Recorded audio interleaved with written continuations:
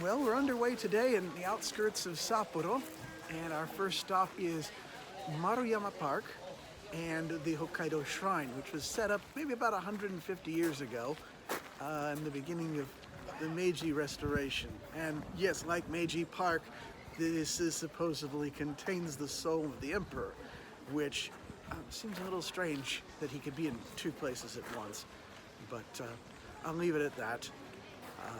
I'm gonna go inside and take a look around and see if I can take some footage, but more of the time I'd probably be looking at all the forestry here. You can smell the wood and it's really very nice. I'd say that the Hokkaido Shrine is built in a sort of rustic fashion, but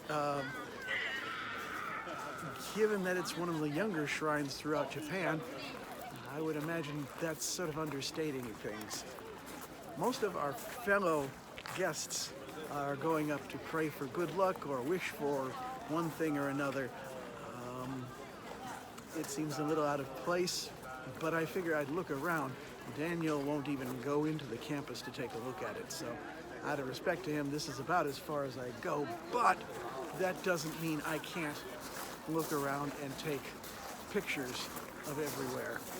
Behind me, it would seem, is where they're selling the good luck charms, which are being hung up over here, be it the Tanabata wish paper or the, I believe it's the, I forget the word for it, but I believe it's supposed to represent horses being offered to the deities.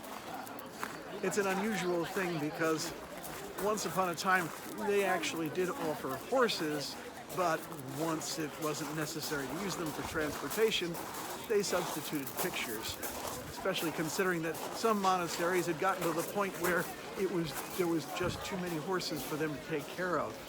And they're like, why don't you just give us pictures of horses instead? I do find myself wondering how much is actual belief and how much is just a matter of tradition. I see some people coming in and bowing, but I do wonder, for my part, I see no problem with the washing ritual beforehand, which I got chided about, but still, there is something very serene and peaceful about walking through this forest. You can smell the pine, and these things tower up into the sky for quite some distance. It kind of reminds me of the camp in Wisconsin, but a little bit more so. The smell is there in a way that I don't remember it from the North Woods offhand. You feel like you're in the middle of the woods, and yet you get signs like this that remind you you're not even a kilometer away from the subway station. So I don't think I remember seeing something like this in Meiji Park. We came across this place, which seems to be just outside of Maruyama and offering souvenirs of various sorts, but it doesn't seem like there's anyone here, so it's closed. Every bit of it is locked up. This spot over here is staff only. I mean,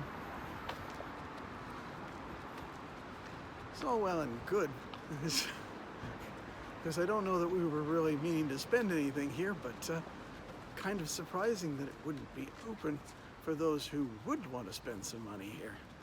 It's definitely spring here. They've got flowers in bloom, and the trees, of course, are all green, which, given the fact that they have a winter that goes from November until March, they're probably quite happy to see.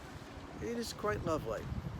Daniel wonders if we shouldn't go down this path at some point, but considering we've only got 15 minutes to get to the bus, we're kind of pressed for time. We might as well call it quits.